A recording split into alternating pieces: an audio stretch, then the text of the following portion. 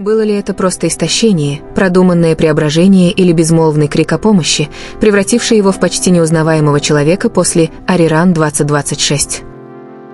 Изменение настолько тонкое, но в то же время настолько глубокое, что фанаты начали покадровый анализ, стоя рядом с ним в демонстративном молчании и отказываясь объяснять, что на самом деле произошло.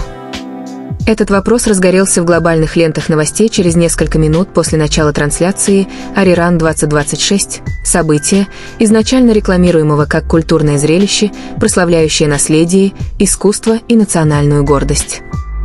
Однако к тому моменту, когда камеры погасли и заключительный фейерверк рассеялся в дыму над горизонтом Сеула, в памяти миллионов осталась не хореография, не оформление сцены, даже не тщательно продуманное оркестровое сочетание традиций и поп-музыки, а лицо Чингука. Или, скорее, его изменение. Наблюдатели описывали его как тонкое, но неоспоримое. Его поза казалась сдержанной. Его взгляд был отстраненным.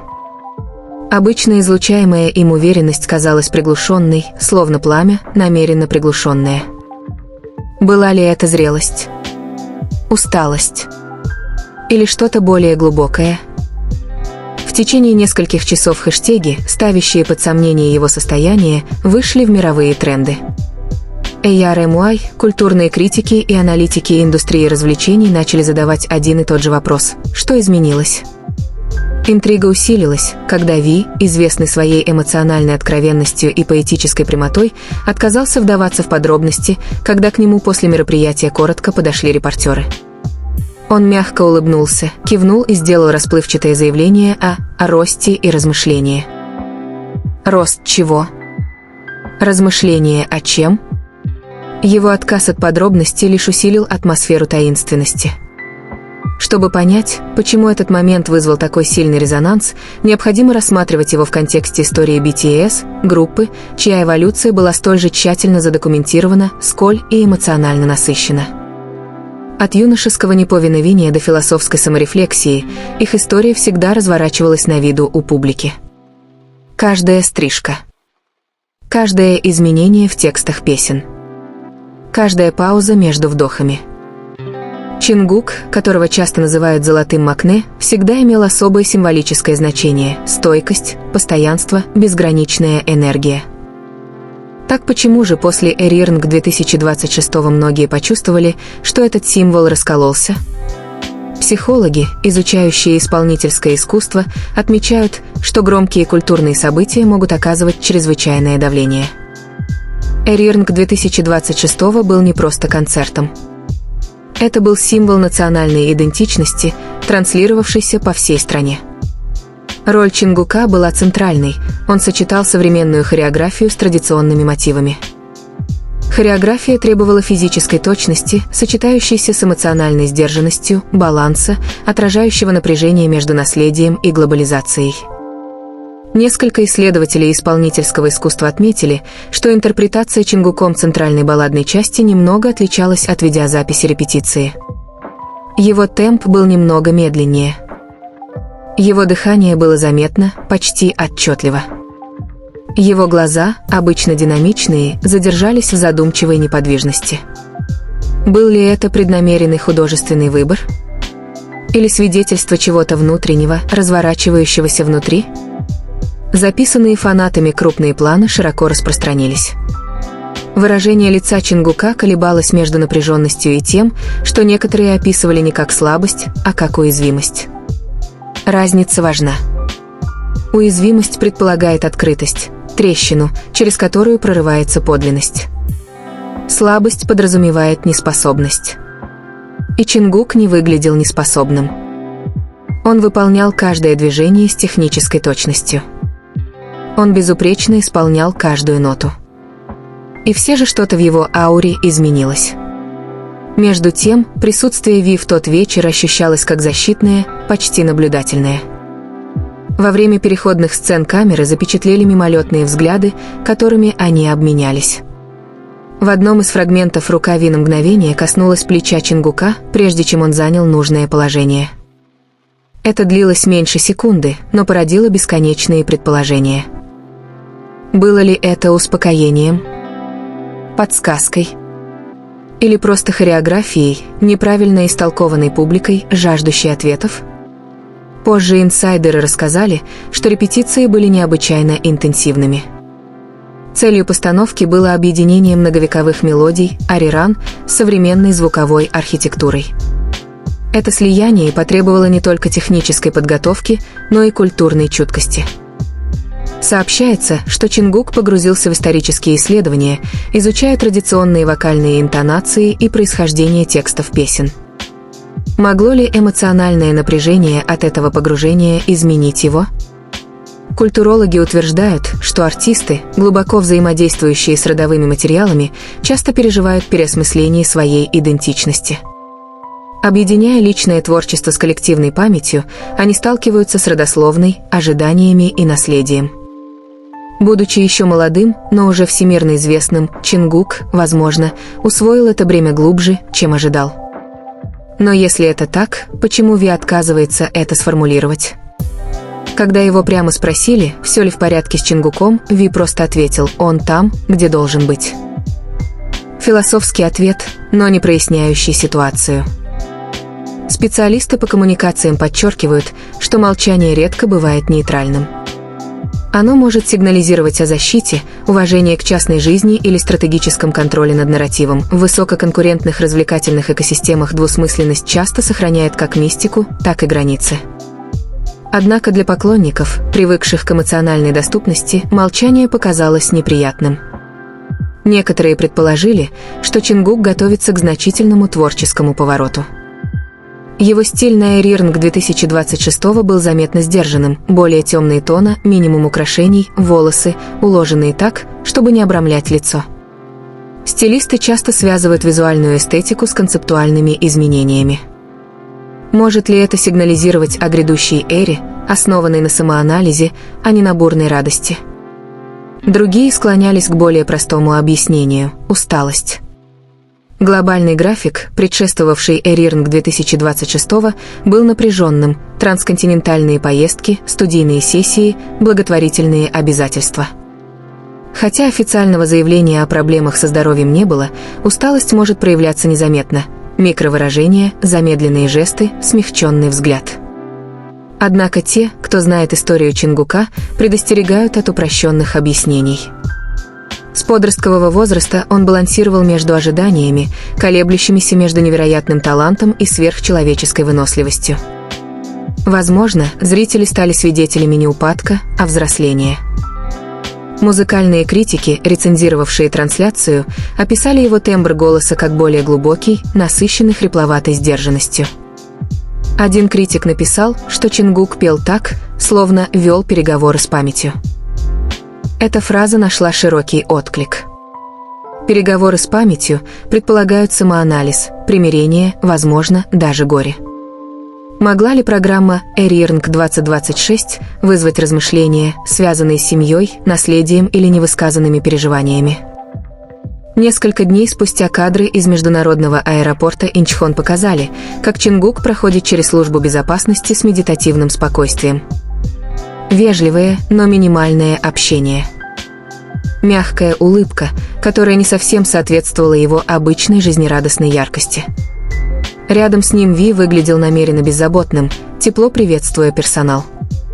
Когда репортер спросил, хорошо ли себя чувствует Чингук, Ви коротко ответил: «Он усердно работает. Не страдает. Не борется. Усердная работа». Языковеды отмечают, что выбор слов в контексте громких событий редко бывает случайным. Выражение «усердно работать» переосмысливает уязвимость как преданность делу. Оно вызывает уважение, а не тревогу. И все же, парадоксально, оно усилило любопытство. Закулисные кадры добавили еще один слой. После финального поклона, когда осела конфетти, Чингук ненадолго закрыл глаза и глубоко выдохнул, словно отпуская что-то долгое время затаенное. Ви наблюдал с небольшого расстояния, его выражение лица было нечитаемым: беспокойство, восхищение, солидарность. Что было сказано позже в этом тихом разговоре между ними, остается неизвестным. Поддержка. Подтверждение. Напоминание об отдыхе. Отсутствие объяснений стало более убедительным, чем любое заявление. В конечном итоге вопрос остается открытым не из-за скандала, а из-за человечности. Зрители почувствовали переломный момент. Приведет ли этот перелом к переосмыслению, самоанализу или просто к взрослению, еще предстоит увидеть. Возможно, грядущая музыка прольет свет на этот сдвиг. Исторически сложилось так, что ключевые трансформации внутри BTS проявлялись сначала в музыке, а потом уже в словах. До тех пор образ остается в памяти: падающие конфетти, приглушающийся свет. Чингук выдыхает с закрытыми глазами. Ви наблюдает в тихом солидарном взгляде. В эту застывшую секунду объяснение растворилось, его сменило нечто более убедительное, тайна, сотканная из зрелости. И, возможно, это и есть самый верный ответ из всех. Но один вопрос оставался нерешенным. Не то, был ли Чингук в доме. Не то, была ли тень настоящей. А намерение. Если они действительно хотели избежать домыслов, они могли это сделать. Ракурсы были изменены. Комнаты очищены. Внешность разделена. Они это знают. Так почему же эти почти моменты продолжают происходить? Почему силуэт задерживается ровно настолько, чтобы его заметили? Почему, после всего этого, это больше похоже не на ошибку, а на выбор? Выбор – опасное слово. Потому что если это выбор, то он не случайен. А если он не случайен, то каждая тень, каждое отражение, каждое почти прикосновение несут в себе смысл. Следующий поворотный момент произошел не на концерте, а на отрывке песни. Чингук поделился коротким фрагментом неизданного трека. Нежный. Интимный. Минимальное производство. Одна фраза прозвучала отчетливо: «Даже когда свет горит, я стою за тобой». Интернет замер. Это могла быть метафора. Это могла быть выдумка. Художники пишут истории, которые не являются автобиографическими. Но время решает все. Эта фраза показалась слишком близкой к инциденту с тенью, чтобы ее игнорировать. Несколько дней спустя Тэхён опубликовал фотографию. Не человека. Не комнату. Просто окно в сумерках. Шторы слегка приоткрыты. Подпись гласила: «Некоторые вещи выглядят как тени, потому что ты стоишь не в том месте». Без тегов. Без объяснений. Но видно. Выравнивание было слишком точным. Тон слишком синхронным. Не идентичным, никогда не идентичным, но связанным. Это больше не был хаос. Это было похоже на хореографию без видимой хореографии. Разные платформы. Разные голоса. Одна и та же эмоциональная частота. Фанаты начали замечать закономерности во времени. Каждый раз, когда спекуляции достигали пика, кто-то из них выпускал что-то нежное. Отрывок песни. Поэтическую подпись. Прямую трансляцию, наполненную смехом вместо ответов. Было ощущение, будто наблюдаешь за двумя людьми, которые не позволили ситуации принять неприятный оборот. Они не подпитывали ее. Они не боролись с ней. Они перенаправили ее в другое русло. Затем произошел неожиданный момент, за кулисами разгорелась дискуссия о расположении актеров на сцене. Кто-то пошутил о слепых зонах на сцене, местах, которые камеры редко снимают. Тэхён улыбнулся и легкомысленно сказал: «Всегда найдется место, где можно стоять, не будучи замеченным». Чингук посмотрел на него и ответил: «Если, конечно, ты не хочешь, чтобы тебя увидели». Комната замерла. Впервые речь шла не о том, чтобы спрятаться, а о контроле видимости. Первоначальная тень не была резкой. Не по центру. На периферии. Достаточно. Недостаточно, чтобы подтвердить. Недостаточно, чтобы опровергнуть. Достаточно, чтобы существовать. При повторном просмотре одна деталь бросилась в глаза. Тень не убегала. Она двигалась спокойно. медленно. Как будто тот, кому она принадлежала, точно знал, сколько будет запечатлено, а сколько нет. Это изменило все. Случайности происходят внезапно. Это нет. Возможно, истинный смысл заключался не в том, что мы видели, а в том, сколько нам было позволено увидеть. Публичные деятели понимают кадрирование лучше всех. Они знают диапазоны камер, ракурсы, отражение. Так зачем позволять силуэту появляться в поле зрения, если целью не было присутствия? Присутствие без объяснений. Существование без заявлений. Напоминание о том, что не всему значимому нужен заголовок. Во время недавнего прямого эфира Тэхён поправил камеру посреди трансляции. Кадр неожиданно расширился. Комната расширилась. Тишина. Пустота. Затем за кадром раздался слабый смех. Негромкий. Не драматичный. Не его. Он отреагировал не как удивленный человек. Он отреагировал так, как будто к этому привык. Он не посмотрел в сторону источника звука. Он не извинился.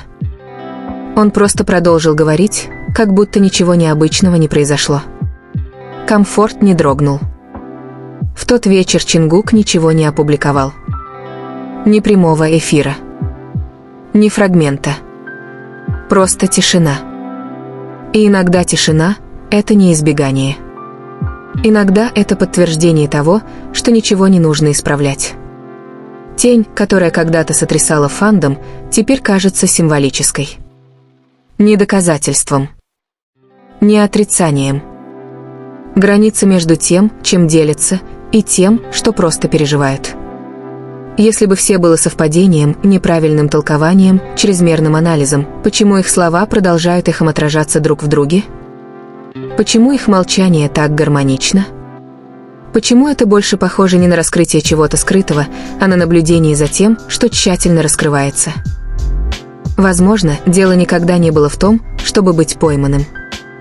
Возможно, дело всегда было в том, чтобы быть увиденным, просто не так, как мы ожидали.